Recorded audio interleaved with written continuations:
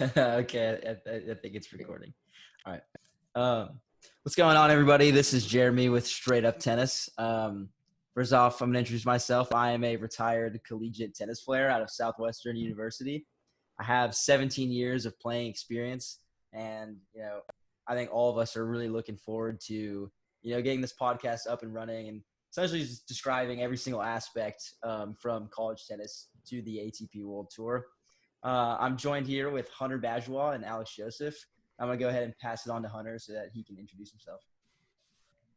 Thank you, Jeremy. What's up, everybody? My name's Hunter Bajwa. I'm going to be a junior at Southwestern University this year. I've been playing tennis for 15 years. I've been coaching for 5. I'm super excited about the opportunity to debate with Alex and Jeremy. And I'm guaranteeing right now that I will outperform both these guys with match predictions. All right, Alex. That's funny, Hunter. Honestly, that's hilarious. I'm Alex. Never lost to Hunter before in tennis, so I just wanted to let that be known. Just I don't know, he's saying things, so I'm gonna things. Like Jeremy, I'm currently retired, but I still love playing tennis and love debating and researching tennis. So I'm really excited, and it's going to be a lot of fun debating these guys and just doing it with this. And so I hope you guys enjoy. All right, thanks, guys. So essentially we got to get into the whole purpose of the podcast, considering this is our first episode. But some of the things that we're going to be talking about over the course of however long this podcast continues to go is match predictions. One of the things we've kind of been discussing is that we're gonna keep track of all of our correct and incorrect match predictions, and after a certain set of time, we're gonna release overall percentages on the most accurate person in this podcast, but also just covering overall collegiate and ATP World Tour news, and just have a good time really. But right now we're doing it as a distance podcast. We're all in different parts of Texas right now. I'm in San Antonio, Hunter's in Houston, Alex is in Dallas. But we're going to be going back to school in the fall. We will, hopefully if school continues, we'll be together and we'll do the podcast from there. But hopefully we'll get a studio set up. Yeah, hopefully we're anticipating on getting a studio set up. So don't forget to hit that like button, that subscribe button, and make sure to comment. So check out the social medias. Yeah, check out all of our social medias. We'll put all those in the description. Here we go. So the point of this podcast, we're essentially going to be talking about the 2020 to-date overview. Starting out with the season started with the ATP Cup. It's a tournament, new team event, 24 teams, 6 groups, 4 teams each. Each head-to-head match consists of 2 singles matches with 1 doubles match following, regardless of the overall, if the decision has been made after the singles matches. But round robin, top 6 teams advance. Wait, Jeremy, before you even say anything, with the ATP Cup, for me, I don't know what you guys thought. What was your initial feelings going into it about what you thought about the event? Because for me, I was super excited for the new Davis Cup format. I know a lot of people weren't, but I was excited for it. I thought it was a cool change. So I was hyped about that. And that was a good tournament, I guess. But then it was interesting. I didn't care as much about the ATP Cup at first because I thought it was just the same thing as Davis Cup, and it just didn't seem important at all. But, you'll get into the tennis, obviously, but it was insane. It was the energy. I'm a huge fan of team tennis, but ATP and the Australian crowd was unbelievable. That was a huge part of it. So much energy, and that's why Davis Cup sucked in part because the Spanish crowd was bad. Plus, Australia did. Shout out Carlos Esteban. So Australia did really well. They went 4-1. Curios, obviously, a lot of energy. They were insane. They were insane the whole tournament. I think that set the tone. But what were you gonna say, Jeremy? So my take on it, I know that Alex and I, we had this conversation months ago, right when the Davis Cup, the new format had been announced. But I was more on the side of I can't believe that they're kind of stripping players of the opportunity to play like the Davis Cup side where you're in your home country or you're playing against like a home crowd rather than it just being in like a set location. But then, yeah, I was under the same impression that the ATP Cup was going to be the exact same way, where it was like, why are we having another team event at the beginning of the year? But the thing that I realized, because I really enjoy watching Nick Kyrgios, is that the ATP Cup at the beginning of the year just allows, because all of those players love team tennis and they all love playing for their country. That's what Hunter was saying. The So it brings team so much tennis motivation. aspect, it could be huge. Like moving forward to the ATP, like if team tennis just becomes a bigger part of the sport, I don't know if it would have to be based on country or not, because that's what they obviously have been doing. But The country thing is huge. yeah, Because like it is. then you obviously want to support your country. It becomes But like a World Cup. Yeah, in individual, we have like 10 players from America. Like you kind of support them, but you don't feel that like connection. Yeah. I mean, like one of the most like incredible things for me seeing like in that tournament though was like a reborn Nick Kyrgios and like showing like actual love for the sport It was more really so good. than like he had shown since maybe Wimbledon in 2014. Mhm. I mean, that was just I now looking back on it in hindsight, it's like having that tournament at the beginning of the year. No, I mean, incredible. dude, Nick Kyrgios, I wouldn't say he's not given. He's tried, dude. Like Washington last year, like he gave it his all and he won the tournament, But I think with the team events, you see it in Laver Cup too. He takes it to a new level. The dude takes it to a new level. Yeah, no, 100%. I mean, I'm trying to find Kyrgios's record, but I mean, I know he got annihilated by Batista Agut. I remember at one point, I think when they lost to Spain, he must have I think he got just annihilated by Batista. Batista. In the semifinals? Yeah, it was in the semifinals. Um, but their match with Great huge. Britain. Dude, I'm scrolling through right now too. Their match with Great Britain. Oh, it was silly. The dubs match with Daminar. Of course. Daminar hits the backhand winner down the line in the super tiebreak. Kyrgios follows it with another backhand down the line winner. And then Kyrgios serves it out with a challenge on the serve. Was it Great Britain that they played? I'm trying to find that match too. But they played Great some Britain of these in matches the quarterfinals. I'm looking through through the knockout stages, dude. They went 9-0. They didn't lose a match. Dude, Dennis over a Tsitsipas 7-6, 7-6. Like, yeah. And that was after Canada had played insane the finals of Davis Cup. Like, Canada is stacked. Like, they are stacked. They had Felix and Dennis. That's ridiculous. Australia still beat them though, right? They came out of that group. It was Australia, Canada, and then there was another really good team. Belgium. Was it Belgium? Yeah. Belgium was one of the second place teams to make it to the quarterfinals. Yeah. Yeah. Hunter's from Canada. Hunter's Belgian. Hunter's Belgian, so that's huge for him and his country. That's a good. This format is like Belgium only one has good player. Yeah, exactly. But it doesn't matter. But he can carry, dude. You have one good player. Theoretically, it's never going to happen because at the end of the day, I mean, actually, I don't know. It was Serbia versus Spain, like the two best players in the finals. Yeah, but Djokovic carried that team.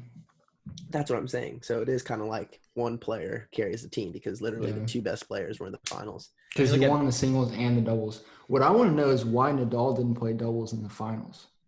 Weren't they saying he was fatigued? No, they played. Oh, he was fatigued. Yes, I remember he was fatigued, of course. They played Carreño Busta and Feliciano Lopez. So, whoa, before we go into the knockout, let's just recap who makes it to the knockout stage. Like, who ends up making it to the knockout stage? You know what I mean? Because we're already into the knockout. But Serbia, I'm trying to go, I guess, by group, maybe. It's Serbia. And, dude, it was so weird because some groups had 2 and others had 1. It was such a weird – Yeah, there were 6 groups. So the first place goes. And then there were 2 groups where the highest ranked second place team advanced as well. And those teams were Belgium and Canada. Okay, whatever. Okay, so at the end of the day, in the knockout stage, who do we have? Because we're there. we've got Serbia versus Canada. Okay. Which is massive because I think Serbia beat Canada in the Davis Cup. Pretty sure. I don't know. You know, Djokovic chokes at events like that. You know what I mean, Jeremy? No, he carried this time though. Dude, because the cool thing about the ATP Cup, though, is But that then the it kind Olympic, of I mean, he gives did. They won the event. it kind I of mean, gives yeah, I teams an take that back. They didn't opportunity win. to fight back if they had lost in the Davis Cup. It gives them another Yeah. team event. Yeah. Well, you can't forget that Djokovic starts basically every year on a massive win streak.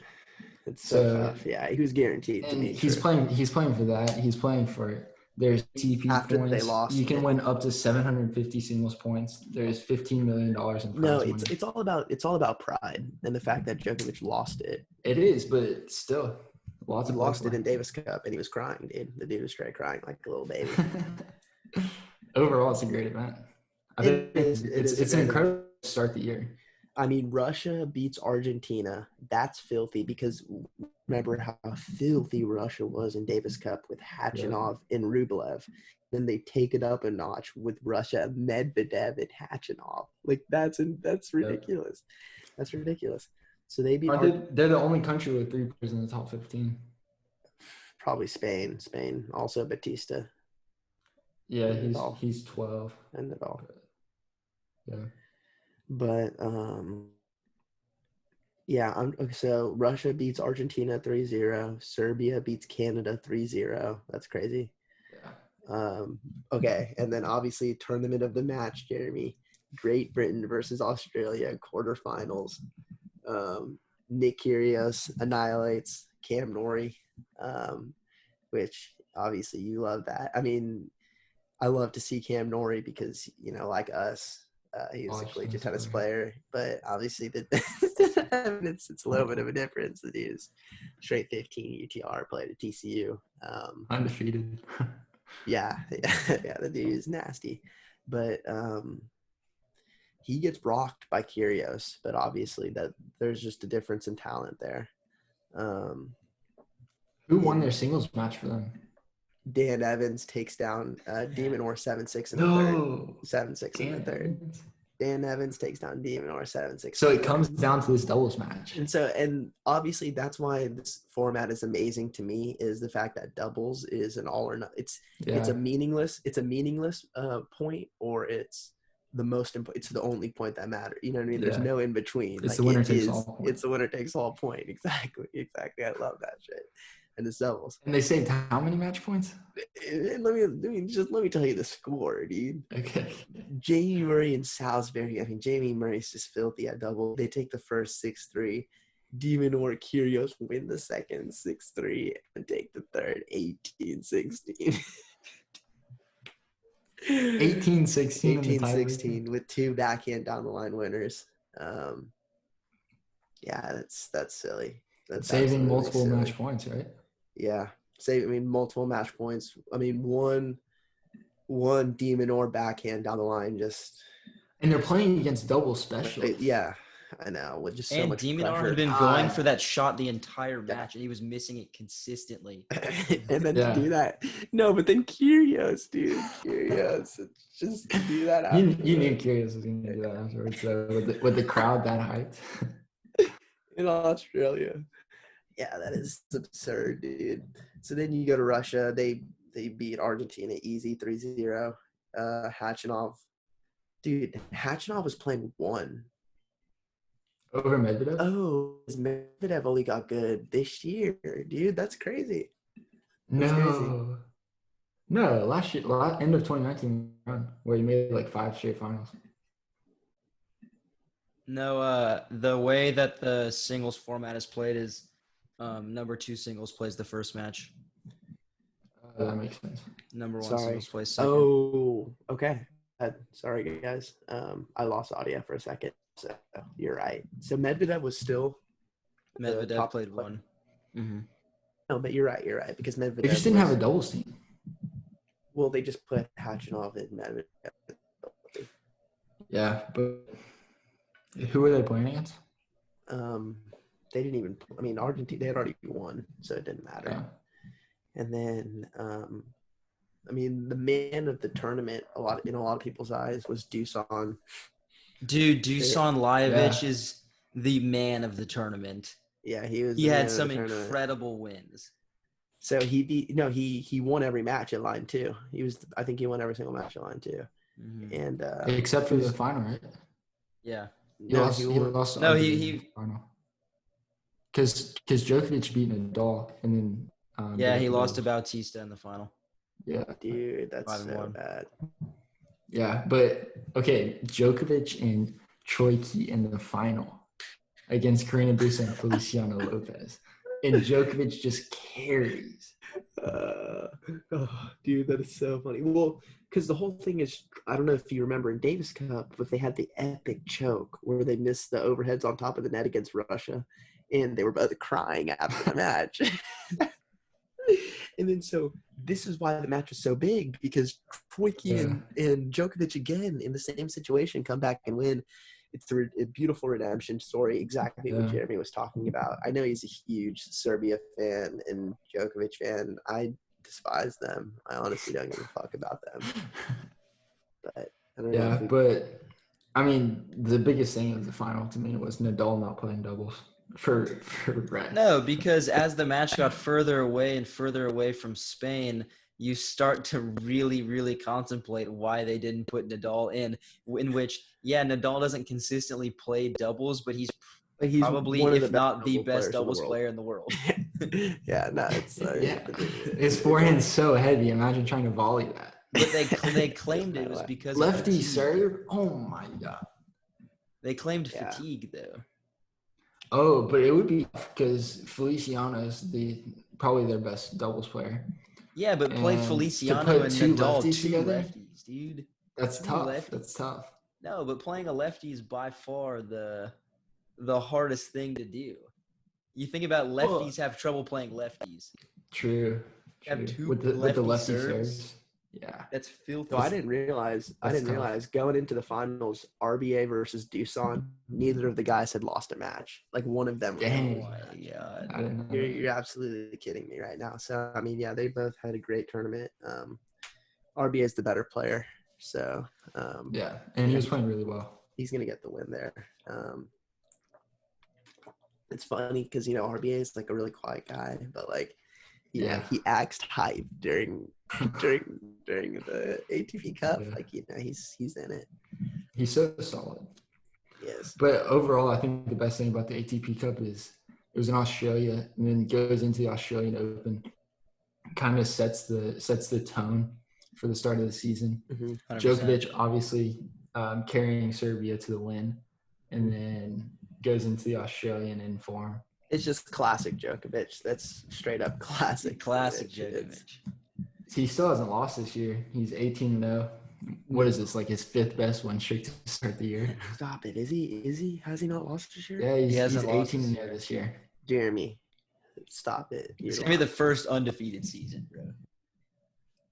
Nah, I mean, there have been. Okay. Because the U.S. and the French. It's absolutely not true. Djokovic goes into the 5 with team. The dude went to 5 with team. Coming back from 2 sets to 1 down. Okay, so this brings us to our next point. Okay, we're talking about the Australian Open now. So they go into the Australian Open. Bushfires, huge issue. That seems like it was forever ago. Mm-hmm. So then you have all these incredible announcements coming from players. Dude, most notable one for me was Zverev. I was just gonna say, going back to the brush fire is crazy. Just looking back, like the world's changed. It fits 2020, but like it's the world's changed so much since then. Like when we worried about brush fires. So these players, they all start making pledges towards the cause of the Australian bushfires. So I know a lot of them grouped together, donated absurd amounts of money, but Zverev comes on court and says that he's going to donate $10,000 for every single match that he wins. But if he wins the tournament, he's going to donate the entire sum of money towards the bushfires. Of course. So, I remember something like that. Obviously, Zverev gets out in the semifinals. You have the Djokovic team final. But I guess my question for y'all, though, is that this was Zverev's first semifinal. So Was he in the semis? he made it to the semis and lost a team in 4. He won the first set 6-3, lost the second set 6-4, and then lost the next two 7-6. Dude, you tell me Zverev wins the first set. I know how the rest of the match went. I know exactly how the rest of the match went. But seeing that Zverev promised $4 million if he won the tournament, just should have every time because this guy's not going to win the Grand Slam. He's not ready. This guy pledges $4 million if he wins the Aussie. Like Djokovic no is way playing. That's like me pledging I was going to donate $1 million if I win the Aussie. Yeah, that's bad, dude. He's so bad. You go, Jeremy. In hindsight, though, what do y'all think about because the season obviously coming to a long halt. How do you think that all the these season players would have played out? Well, how do you think that all these players who had incredible runs at the beginning of the season, whether it be an ATP Cup, you have Kyrgios, Deminar, or you have Zverev or Thiem, or Djokovic for this matter in the Australian Open. Mm-hmm. How do you think that they're just really upset about the whole situation? You think that now the entire there's going to be a seismic. You have to expect a seismic shift in the ATP World Tour. But you have to expect a seismic shift in the ATP World Tour coming forward because you're going to have players just completely grinding in the dark and no one knowing really realistically anything that goes on with them. But then you have other players 1.5, 2 months in, Federer and Nadal come forward and say they haven't touched a tennis racket. Well, I don't know, Jeremy. Oh, obviously, I know you're a huge Spurs fan, Hunter, Rockets fan. I'm obviously a fan of the Mavericks from Dallas. And you see all these guys coming out from the bubble in the NBA, and they've put on 25 pounds of muscle. And it's I'm assuming that's what a lot of these tennis players, at least maybe not muscle, but, at least coming back stronger, like Djokovic, just ready to go. It's one of the things, though, that Zverev has done a pretty good job at is during the 6-week off season. That's when players are trying to apply their muscle because they can go through, countless weeks of being steroids. sore. It's when you can make improvements. It's when you can take exactly. steroids. So I'm curious if we're going to see anyone coming out of this that's just absolutely jacked and just trading the doll out of this. It is a huge time. This is a topic for another time. Just how clean do you think tennis is? There's no way to ever know. Much more clean than other sports, I would say. How do you know that, though, dude? How do you know that at all? It could be just as bad, I think the biggest issue with tennis is match fixing. That's something that you see in tennis that you don't really see in other sports. But so back to the seismic shift Jeremy was talking about. So we saw a Thiem beat Djokovic at the French last year, and going into the finals against Nadal, he seemed pretty tired. He had just played the day before because of a rain delay, I believe. So he played. Who did he beat? Djokovic. He beat Djokovic in the semis, and then Nadal in the finals. And to me, the level was there for him to compete and maybe pull it off, but it looked like he just got a little tired. Dude, Stan. I thought Stan beat Joker at the U.S. No, I'm talking about the French. Sorry. Okay, my bad. And then Thiem comes back to Australia and makes the finals against Djokovic. Mm-hmm. Loses in 5 sets, but you see him kind of making his breakthrough. And I think this was going to be his. How did he do? He's probably the most upset. What'd you say? How did he do at Wimbledon in the U.S.? I'm not sure, but all I know is about the finals at the French and the finals at the Australian. No, at this point he's the clear. As far as the French goes, he's the clear, in my opinion. He's the number 2 player in the world. I don't know, dude. People can say Djokovic just based on how good he is, but Thiem's been to the finals. He beat Djokovic. Thiem's been to the final. Yeah, he beat Djokovic, and he's been to the finals 2. So Thiem lost at Wimbledon last year to Sam Querrey in 4 in the first round. Wow.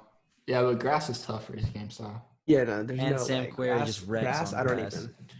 Yeah. Oh, one thing I wanted to say about the Australia is they switched the surface. So they switched to this brand called Green Set this year. It's a different material, cushion, right? Yeah, well, it's the same material as Paris indoors, Swiss indoors, and the ATP finals. So just Joker. Yeah, just an extremely fast hard court. Yeah. And, Joker territory. Yeah. Joker. And Federer. But, I mean, it's just – dude, it's Federer territory, but it's Federer territory, but Joker's just better. Dude, I saw an insane video about – it was like Federer's grass court record or something like that. And it was just a video of all the titles he's won on grass, and then which was just an insane amount. He's won 18 titles on grass, which is the most in tennis history. And then they showed the video. It was just like they just started listing off one after another of all the grass records, and it's just he's the greatest grass court. Like people always talk about Nadal being the greatest clay courter, and he is because the records are unbelievable. But Federer's records he's better on clay than Fed is on grass, but barely, dude. No, but Fed's the greatest grass court all time. He's better than Sampras. He's better than he's by far the best of all time. Okay, on grass. While we're talking about Fed, let me say this: do you remember who he played in the quarterfinals of the U.S. or the Australian Open? Was it tennis? It was Tennis Sandgren. Of course. That's not uncharted territory for Sandgren, though. He's made the quarterfinals. No, but dude, the match itself was the funniest. Was one of the funniest matches I've ever seen. Final score 6-3, 2-6, 2-6, 7-6, 10-8 in that tiebreaker, 6-3 in the fifth. Tennis Sandgren has 7 match points in the fourth set. And Federer's just no, in like the way Federer is playing those points, it was like he was tight, but still winning. Like still winning all the points. He was playing the best tennis of his life until match point. And then he just played normal. He just played normal. It wasn't even that he was playing bad, because Federer is hitting like pickup, like swinging volleys and stuff. So, but Sandgren had an incredible tournament. He beat two top 20 players. He beat Fognini. I can't remember the other one. But then he was that close. He was seven match points from making away from beating Federer. Dude, but can you imagine though Tennis Sandgren being an Australian Open semifinalist?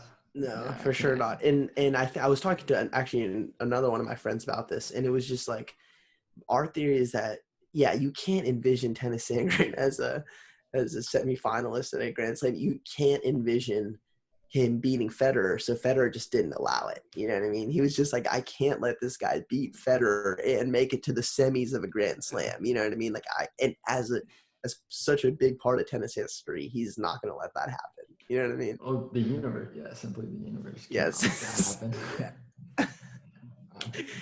Yeah, simply. So after the Australian Open, what do we have? Let's finish off what was the semis? What was the semis and finals? I mean, obviously the finals was just unbelievable. It was straight unbelievable to see Joker just on another Joker on another level, but still Team taking him to 5 sets. Team goes up 2-1. And Djokovic pulls it out. It wasn't even. It was an unbelievable level, obviously, from Team at the beginning. But I don't know how I don't know how Djokovic did it. He kind of just like. He just always does. It's like 100. It takes so much to beat Djokovic in the Grand Slam final. It takes so much. Federer up 40-15 on serve at Wimbledon. Yeah. On the surface, he owns. The other semifinal, though, Djokovic beats Fed in straight sets, 6-3, 6-4, and 3. Well, that was probably one of the worst losses of Federer's career to Djokovic. But then Federer was injured, I believe, going into that match. Because he was so close to Tennis He just Sandgren won 5 sets with Sandgren. Yeah. Dave won 5 sets with Sandgren, and then he's injured for Djokovic. So, interesting. The other semifinal is Team versus Zverev. 2 guys who are at the top of, like, the next generation. Mm-hmm. Yeah. So, I think those 2 guys have to be the most about the way the season ended up going. Yeah, for sure. But they're not ready to take over Nadal and Djokovic in my opinion. This year would have been a big year, though. It would have been probably a step closer. It would have been a step. You know, team's been taking steps for a while, but when you got Nadal to overcome play, it's.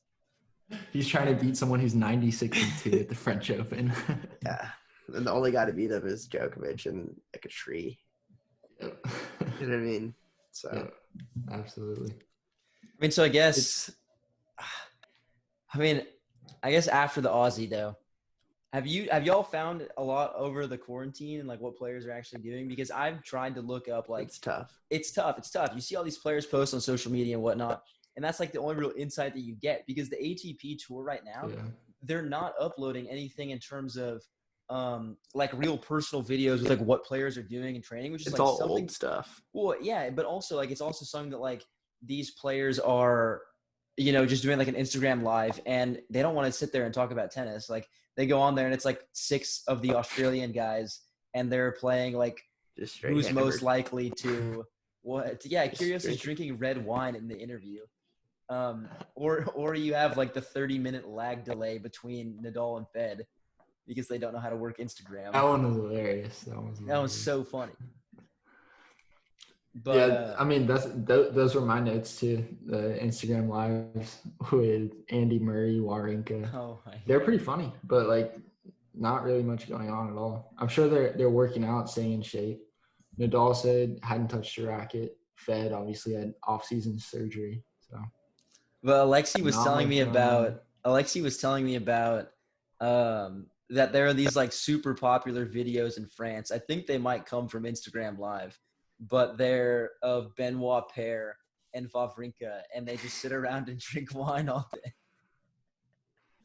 I've seen them on Instagram Live. Those guys are hilarious. I haven't seen much of so that. So funny.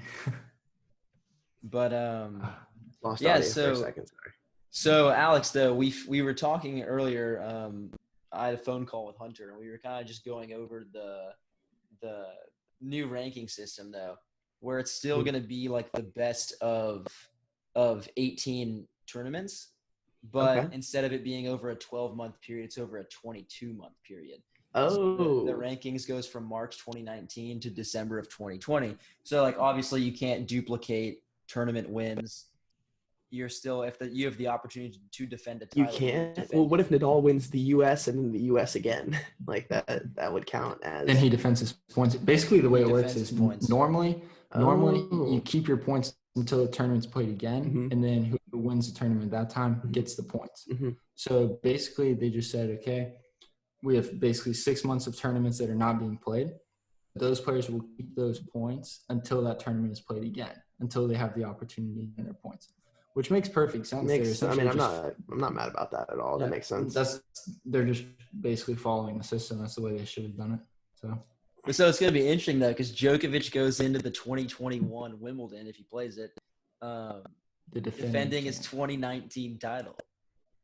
Yeah, and it could be Fed's last year on tour. I was about to say after such a crazy 2019 final, it's going to probably be Fed's last year if I was to bet. I'm saying right now Fed's retiring. In our first podcast, that's a huge, not huge, but that's massive. End of the day, that's probably like the biggest prediction that you could make. Yeah. It's the biggest prediction I can make, but I'm saying it in terms of. It makes perfect sense. The one thing that this guy doesn't have on his resume at this point is an Olympic singles gold medal. It means so much to him at this point, more than a Grand Slam, like more than any one particular Grand Slam can mean him. Yeah, but that's after Wimbledon. It's after. It's going to be after Wimbledon, which is going to be huge for him as well. But he gets to play that one more time. He gets to play the Olympics, which he didn't get to do in 2016. Dude, I thought the dude was literally going to retire in 2016 at the Olympics, and the dude's now it's 2020. I think it's 2020. I honestly wouldn't be surprised if he came back one more year and retired at Wimbledon the next year, because he'll always be able to make the quarterfinals or semifinals. Like how old he gets, it's not going to take that much more out of him to make it that far in a tournament. The difficult part for him is going to be winning. Closing out, Djokovic. That's really the hardest test for him. And the cool thing is they're battling for the greatest player of all time. Dude, it's crazy how much, even though Federer, he's accomplished more than anybody, like it's crazy how much just flat out, in my opinion, better Djokovic is than Federer. You know what I mean? Like I'm a huge Federer fan. I'm as big of I hate Djokovic. I know Jeremy loves this. You know, being a huge Djokovic fan, but like the dude has not beaten Djokovic at a Grand Slam since like I think like 2013 or 2012 or something like that. Like, I mean, I think it's something crazy like that. I think it's something absolutely Djokovic crazy. can take his game to a whole nother level that we've never seen from any other player before. Dude, maybe Medvedev. I'm calling that. What do you have to say about it, Jeremy? You know, you're a huge Djokovic fan. I don't really understand it. I mean, I think you don't understand it from the aspect of his personality and I guess his game style. So I guess that's pretty much everything. Yeah. But you gotta respect the greatness, though. Dude, but yeah, you know, you have to look at it like it's the one mental. thing. I mean, one thing that people praise Nadal over, which like you can't deny, is just more so that he gives every single point, and he does it as hard as he possibly can. But he's such like a more respected and what more like well-liked person than Djokovic is, and so that kind of gets brushed under the rug a little bit, is that like Djokovic doesn't really do those things, but like he by far gives absolutely everything on every single point. And so once you start buying into like actually watching how he plays and stuff, you start to realize that he's like actually a fighter. And even though you might not like him personally, he does everything right. Yeah. He's not the type of person to take risks with the media, though. He's typically, acts on what he should say rather than what he actually feels. Complete nightmare scenario. Except with the anti-vax, and then on top of that, for the anti-vax thing, for him to say that, and then for him to come out like he did with the corona, it's shocking. It's shocking that he did that. You know what I mean? Like, So while we're on this, let's go ahead and talk about the ATP Tour. So the tournament organized by Djokovic, 2 out of 3 sets, playing to 4. Which is interesting. Dude, but I never understand that. Next gen? I don't know which one. Well, no, this is Adria Tour. So, like, no. Well, like, what I'm saying, like, I don't know which one of you I was talking to earlier. I never understand why they're trying to do that abbreviated format, though. Like, I guess it's an exhibition. I think they were just they were playing a bunch of matches. So they were playing in 4 different cities, and I think it was just because they initially started in Serbia, and then they were going to Croatia. And then they were going to Montenegro. And then, and then Montenegro straight up was like, nah, like we can't let this.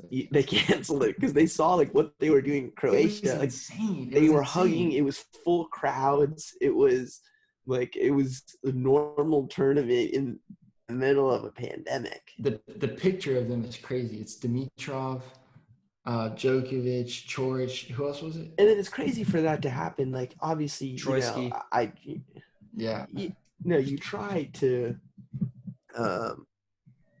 You try to be safe, obviously, but it's just crazy that it didn't seem like they were.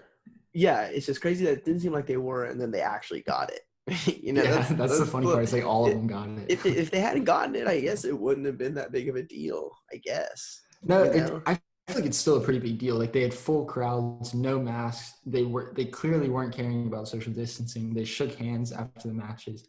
Like, it's I don't know how people are gonna I don't know how the U.S. Open is gonna go on when people can't get into, like, international players cannot get into the United States. Countries aren't letting them, right? They sent out an article saying that players will be guaranteed admission into the United States. Yeah, I mean, they have this whole similar American bubble situation. Dude, well, we're just gonna get infected. I guess the whole country's just gonna get infected. By far, it's the worst place in the world. We're well on our way. No, it's the worst place in the world. And then you're going to New York, which I guess is on the downturn, or past the peak. They're doing a pretty good job. They're past the peak, but what I was gonna say is, American citizens, I don't think can go basically anywhere. So it's crazy that people are gonna come here when we're not allowed to go anywhere. But I'm assuming when they go back home, they're gonna have to quarantine. Quarantine for 2. That's what Kyrgios was talking about. No, which makes curious. it super interesting because going into It's not. I mean, it makes sense. Like UFC Fight Island, all those guys are back home, and they all have to quarantine for two. Yeah. They went straight from the airport to hotel, and like all these guys, like the guys that won the fights and are UFC champions, the guys that are lost, they're all just quarantined in a hotel for 2 weeks now. Yeah, but the hard part about that is going into the clay court season. You have Madrid, you have Rome, and then the French, right? How are they going to do this? Yeah, how could you have the U.S. a 2-week quarantine? It's back to back. Still be ready to play clay court season. We're at the point. I think people are done canceling stuff, and they're just gonna wait all the way up until the deadlines for stuff, and then if they cancel, they've got to cancel. But like at this point, I see New York canceling. I think New York. They've been playing it safe the whole time. They've been taking all the measures. Cincinnati is a little bit of a trial run. Yeah, true. They have 2 tournaments before the U.S. So. No, and one of them is at Cincinnati's going to be played at the U.S. Open. New York, right? Yeah. Yep. So I found out something today, Alex. I don't know if you knew, but I didn't know that Ivan Isavic got corona from the Adria Tour. No, Ivan Isavic got it. Djokovic's coach. I thought that would be somewhat disheartening to you, considering your fascination for that guy. No, yeah, that's tough. I love Ivan Isavic. Obviously, his story is incredible. He's okay now, though, right? I'm sure all these guys are okay now. Yeah. I'm hoping they are, but I don't know. Maybe one day I'm just gonna do like a rewind podcast about that entire tournament and just go over it. It's one of the most inspirational. No, it's one of the most inspirational. You're talking about when he was a player? Yeah, when Ivan Isavic won Wimbledon in 2001. Mm. I don't know if do you know the story? I don't know the story. I mean, so Ivan Isavic, obviously, he was a great player in the 90s, but lost to Agassi in a Wimbledon final. And that's tough, like, because Agassi was a base. Like, because then after that, I think he lost to Sampras, like, 2 times. Twice, but at that point, like, the dude, once he won Wimbledon for the first time, he won 7 out of 8 years. You know what I mean? So he won it every single year, essentially. And Steve, you can't – I think he took 1 year to 5 sets, but still couldn't do it. Lost to Agassi that first in 92. And he ends up, like, quitting tennis, gets injured. Apparently, like, ends up saying after all this that, like, he considered, like, suicide. It's he was just, like, devastated because, like, all he wanted to do was win Wimbledon. Like, because he was a serve volley guy. He didn't really play on any other service except grass. Well, I think I could be wrong with that, but that's from what I know. Yeah. And gets a wild card in 2000 or in 2001, the year Federer beats Sampras. So Federer knocks out Sampras, and Ivan Isavic gets through to the finals as a wild card, wins 9-7 in the 5th against Pat Rafter in the Wimbledon final as a wild card. And it's just insane. I mean, it's by far the most famous wild card. Yeah, by far the most famous wild card. You don't hear stories like that anymore. I know. Never. Yeah. And that's such a weird time, though. It's like the generational overlap where, like, no, there are stories like, dude, level. Leicester City. Okay, come on, tennis. Obviously, Leicester City was insane. Okay, but so then then the prime minister comes out. The prime minister of Serbia comes out and says about the Adria Tour, saying, like, don't blame Djokovic, blame me. It was my fault because I was the one who allowed for all this to happen. And then Djokovic comes out and he says that, we were given the regulations and, like, you can criticize us all you want, but, like, it is what it is. And it's like, I feel like at that point, you got to come out and, like, give, like, at least some sort of apology for that. Like, I understand that you were given these regulations. That's why he's less liked than Nadal and Fed. Yeah, but like you figure that you come out and give an apology, like, whether you mean it or not, like, you come out and give an apology. It was your tournament. Yeah, it was your tournament. So everyone tested positive for the virus. But then Djokovic's dad comes out and blames Dimitrov for Djokovic's hiding Djokovic's Serbian dad. Don't even Croatian. bring up Djokovic's dad. That dude's flat out insane. Dude's absolutely insane, dude. It's nuts. He's oh my god, don't even He bring played up that guy. Dimitrov. Just There's a Dimitrov. funny picture of them playing basketball. Like Djokovic was laying on the ground. With Jokic?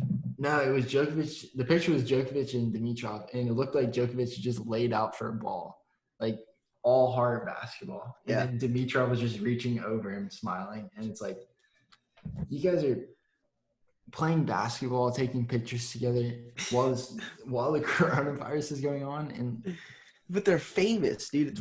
No, that's the thing. Is like you're famous. You have to set an example. Like you're looked at. That's the thing. NBA, like straight on brand. Like I don't know if you've been watching videos and stuff out of the bubble, but it's like everything you see, like everybody's got masks. Like they're doing that right. Like they're doing the NBA is doing some, dude. But also the NBA bubble, just all the stuff coming out of that is just hilarious, dude. It is. Hilarious. The guy that ordered Postmates to the hotel and had to quarantine. J.R. Smith is eating Velveeta mac and cheese. It's so funny. Those guys are hilarious. J.R. Smith. No, dude. No, J.R. Smith. I've been saying, I sent Hunter a video of J.R. Smith. Dude, that guy has had me in tears. That's had me in literal tears. Just some of the stuff he's been saying. Okay. Have you guys heard let's get back to tennis. Let's go back to tennis. We can edit that out. We can honestly edit that out if we want to. Nah. Oh, dude. Okay.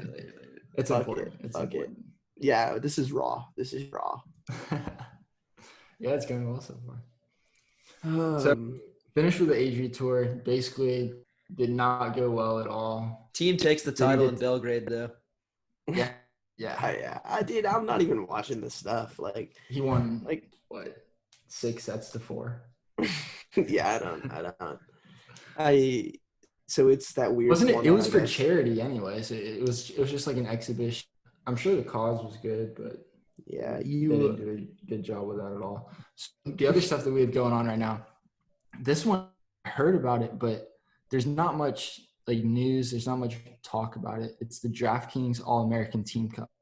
So it's between American players. They split into 2 teams, Team Stripes, Stars. Essentially, they just wanted people to bet on tennis. It's one of the ways that they were looking to make money, to bring in revenue for the players and for the tour.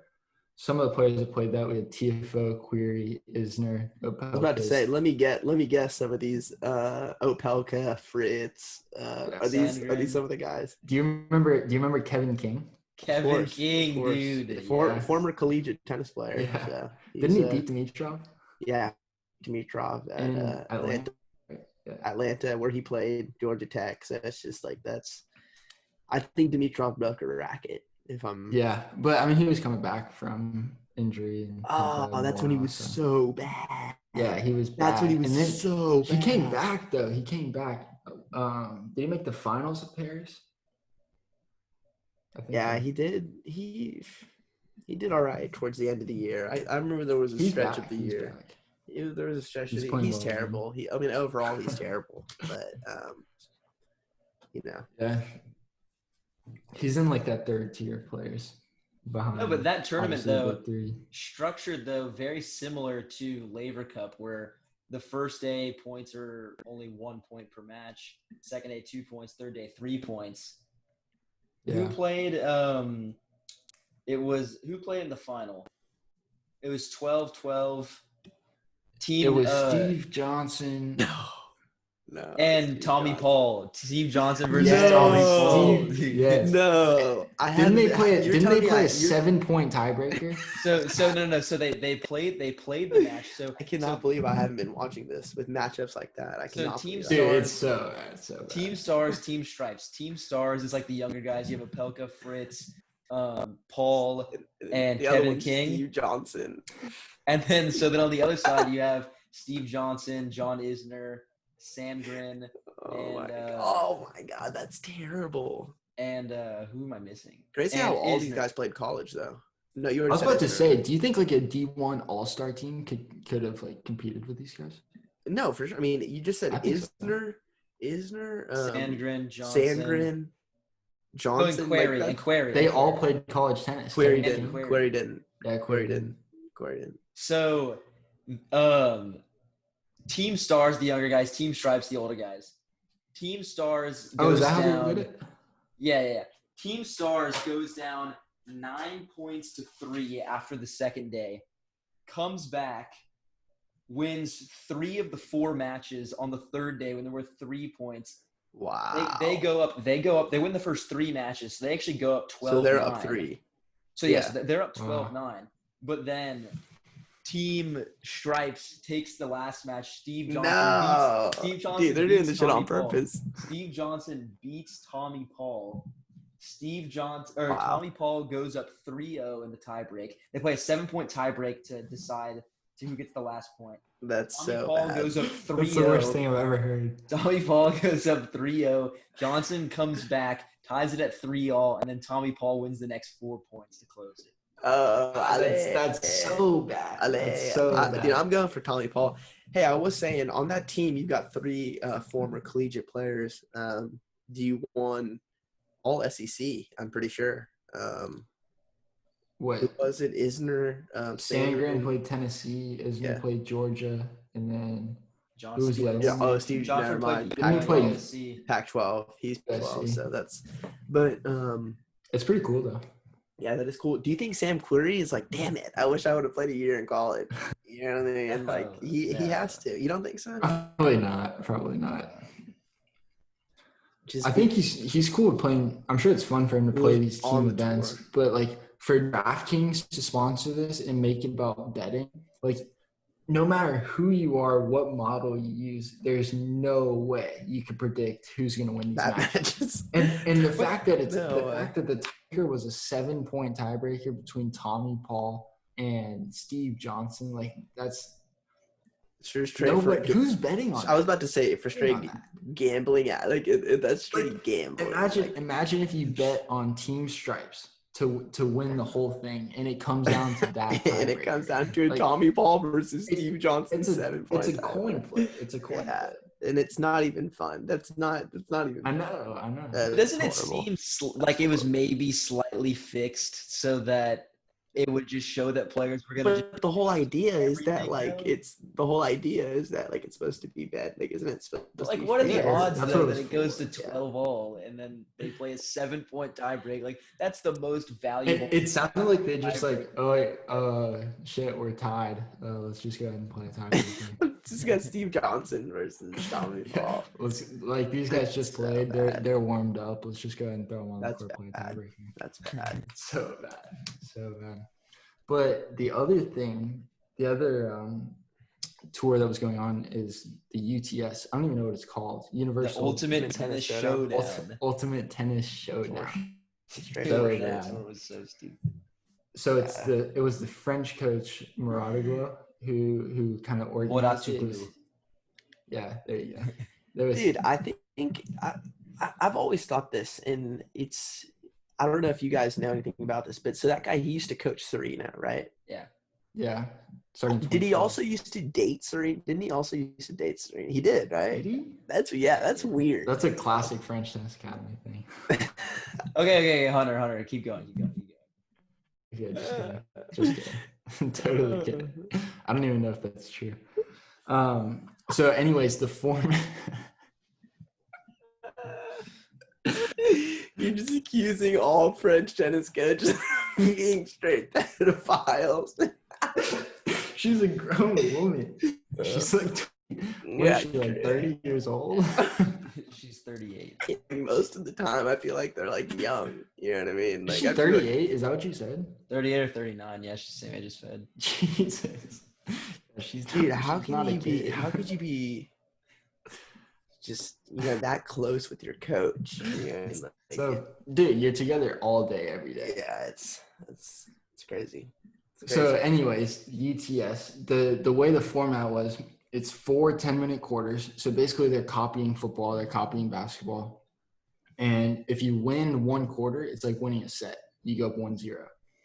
So some of the players that played, you had This is such a bad idea. It's such a bad idea. And it's like, where does this guy even get this idea from? He's not even American. Like, none of the sports he watches has quarters. Like, I know. none. I mean, like, they're none of basketball friends. But okay, listen Tony to Parker. his. Wait till you hear his reasoning. Jeremy and Tony Parker So and Alexi DeMonch. yeah, shout out Alexi. It was the format's 10 players with 6 players advancing from pool play. The top 2 of those players get buys to the semis. The other 4 play as a play-in.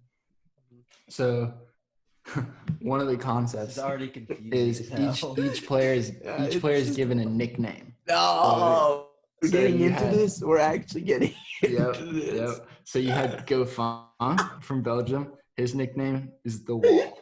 Now, do they decide these names themselves? Yeah. No. I mean, I don't know. This is But real. either way, they're just This is not real. like you're about to die. No, I already So- know some of them, but that's just classic. That. The Wall. Basically, they just couldn't come up with anything. Yeah. Then next, Berrettini, the Hammer. Oh, Okay. okay. That's respectable. That's Yeah. respectable. Then you have Dude, he Tsitsipas, the Greek No. god. Oh, That's so when I cringy. first. That's Jeremy's so devastated. any Greek athlete is nicknamed the Greek god. The Bro. Greek god, Yeah. and it's just Except for Antetokounmpo, he's a Greek god for sure. he is. He is a Greek Yeah. Jesus. Yeah.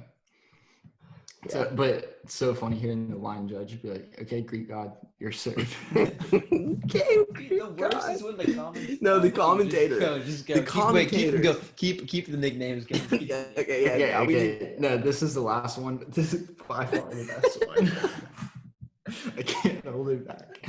Okay, the player is Benoit Paire.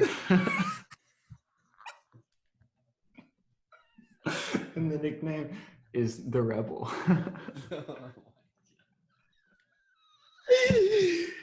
he's, So bad.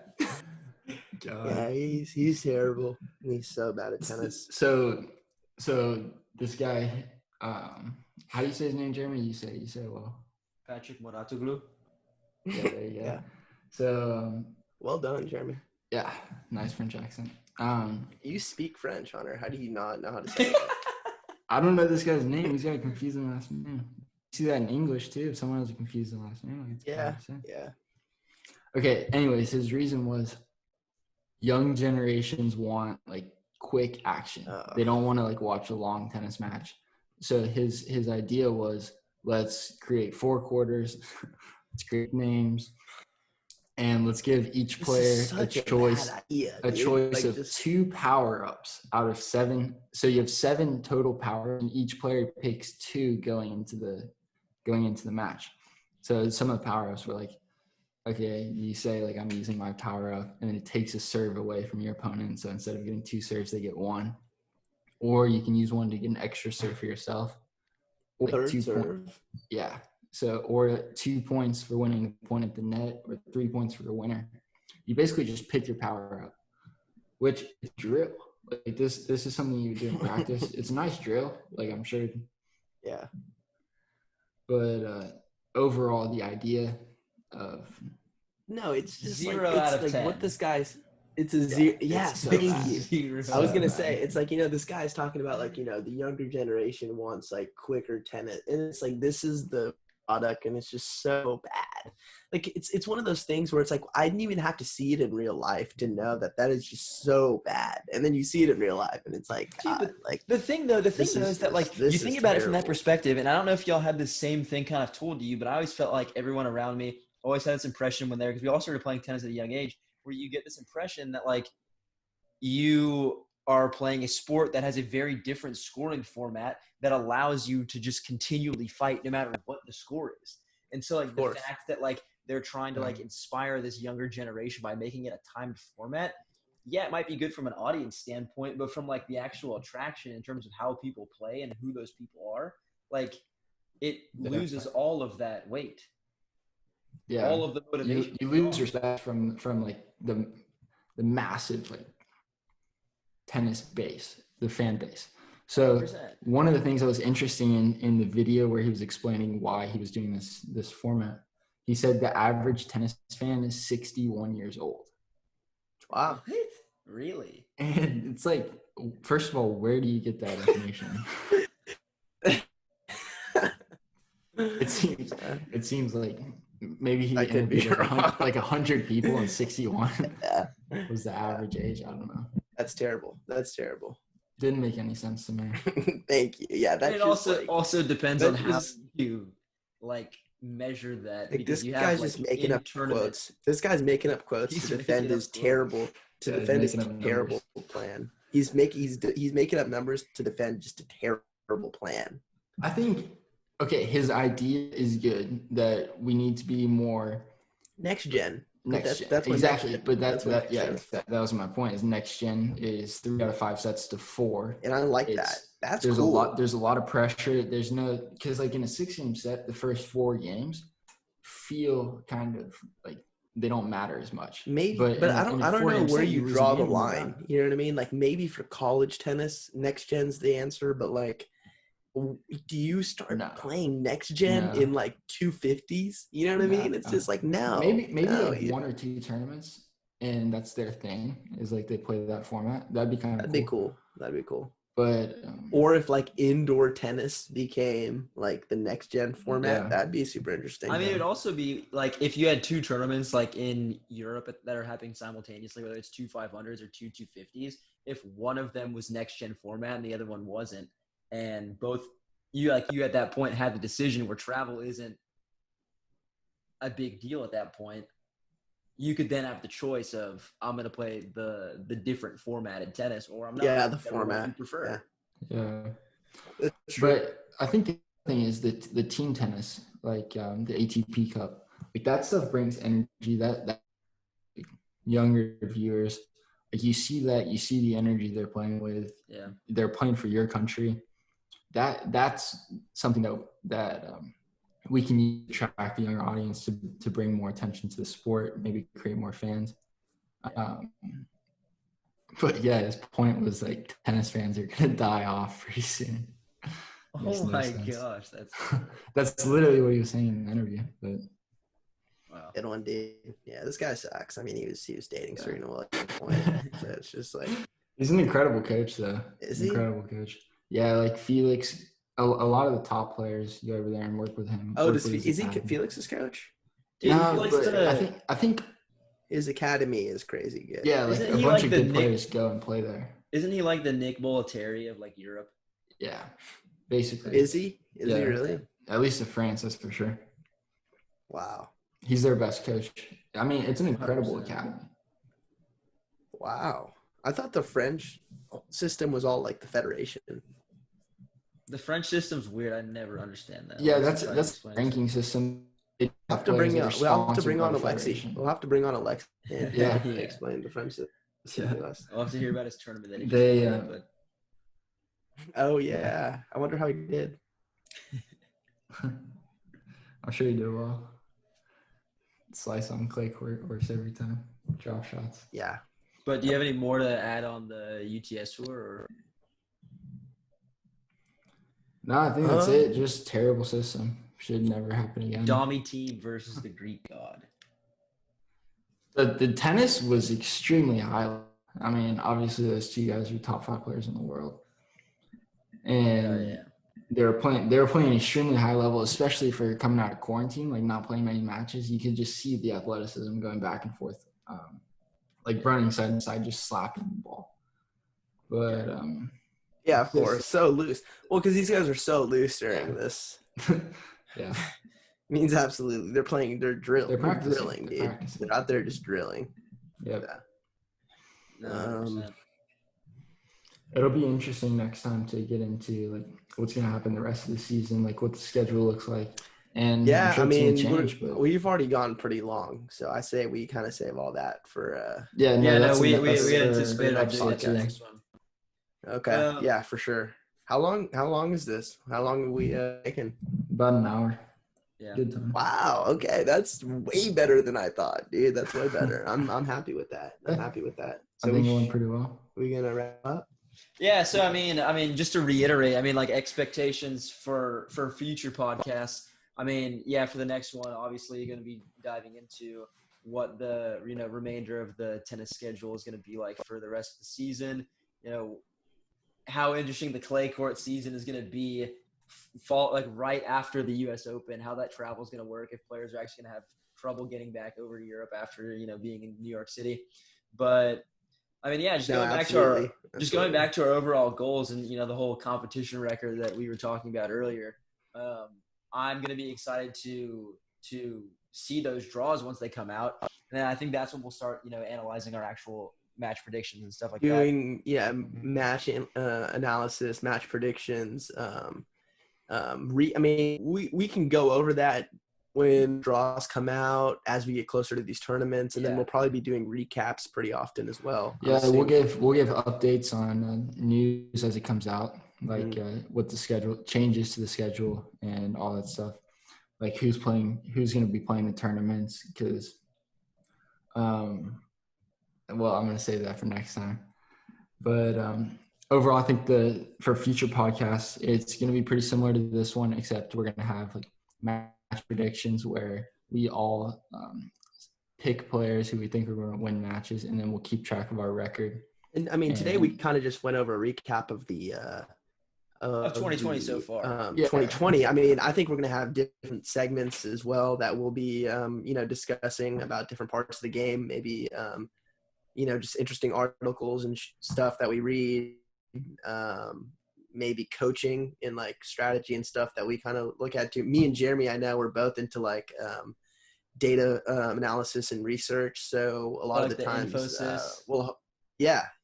mean, ATP does a really good job of that, and there's all sorts of different sources that produce a lot of good stuff that we like. Data is huge in tennis because it's such a complicated sport. It's important to know like what works. Like, well, dude, it's so funny that there's so many different analytics that you can have in tennis, but tennis was like one of the lowest ranking sports overall in terms of data analysis, and now they're just off the charts. Yeah, it's so far behind. But you think about now, though, in terms of like what you can actually look up and stuff. Like you can look up, like if you're looking up like RPMs on a ball, you know how like hard doing all those things like actually are though. Like something as small as that, where like I'm seeing Nadal hit a heavy ball, and I'm thinking like, okay, like he definitely has one of the heaviest shots on the tour. But for it to pop up on my screen and say it's 4,000 rotations per minute, that's absurd.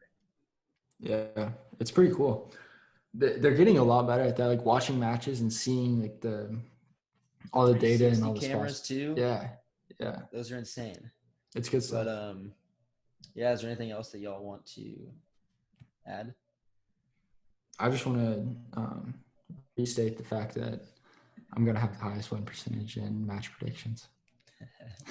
I don't think that will be the case, but we'll see. I'm excited for the season to get started. I mean, that's when I think this podcast is really going to pick up. So it'll be fun. It's going to be good. Yeah. Hopefully fall goes well. I mean, ideal scenario, we've got our studio up and running in the fall, and that would be a lot of fun. That'd be a lot of fun. So, quarantine isn't fun. So, so hopefully. It led to this, though. So true, very true. So that's exciting. But see where it goes from here. Is that all y'all got? Comment, subscribe. Okay. Yeah. Okay. What all are we gonna? So we don't really even know what platforms we're gonna be on. We'll post on Spotify, Apple Podcasts. We'll be on YouTube, maybe SoundCloud. We'll put all on SoundCloud. I'm 100% down for SoundCloud. Okay. We'll put all the links in the description. Yeah, all the links in the description. You can find us on social media. You can follow me on Instagram at to be determined. But I will be making one and we'll be following all listeners back. So I can't wait to get started. You can you can follow me on Snapchat. Stop it, Alex. Stop. Okay, thanks guys. good one. Like, comment, subscribe. Check out the bio for our social media. Yeah, comment. Let us know what you guys think.